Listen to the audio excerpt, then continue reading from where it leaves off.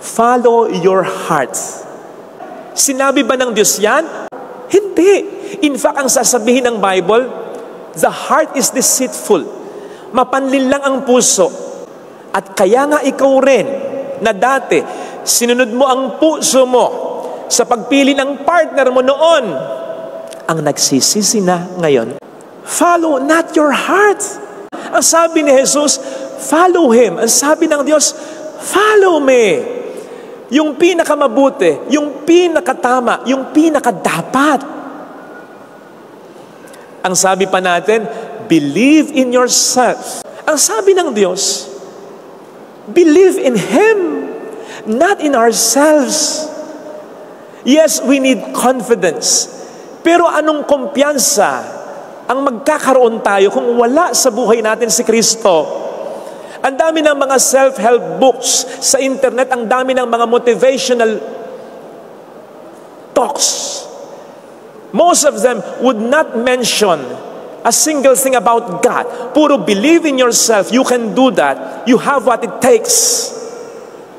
Pero sa kabila ng mga ito, bakit ang dami pa rin nadidepress? Bakit ang dami pa rin nagsusuicide?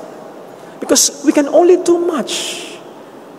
Ang lahat ng sasabihin ng mga motivational books and talks na yan, magkaroon tayo ng positibong pananaw sa buhay. Pero hanggang saan ang positibong pananaw sa buhay na yan? Hanggang kailan? Sabihan ka ng doktor, you only have 6 months to live. Saan ka kukuha ng kumpiyansa kung wala ang Diyos sa buhay mo? Sige nga, makagagawa ba tayo ng milagro? Believe in God, not in ourselves. Ang sabi pa natin, magpakatotoo ka. Live your truth. Yun ba ang sabi ng Diyos? Pag sinabi kasing live your truth, I have my own truth. You have your own truth. He has His truth. She has His truth. There are many truths. Yun ang ibig sabihin ng live your truth. Eh yun ba ang sabi ng Diyos? Ang sabi ba ng Diyos, I am a truth? Hindi. Ang sabi ng Diyos, I am that truth. Meaning, there are no other truths. Siya lang ang totoo.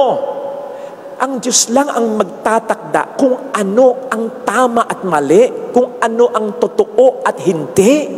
Hindi ang tao. Ang katotohanan, hindi subjective. Objective yan. Revealed truth. Revealed by whom? By Jesus Christ, who is the only truth. O tingnan po ninyo, hindi po pwedeng wala kang nakikitang masama sa ginagawa mo, ibig sabihin tama na ito. Ang tama, nasa sa Kanya.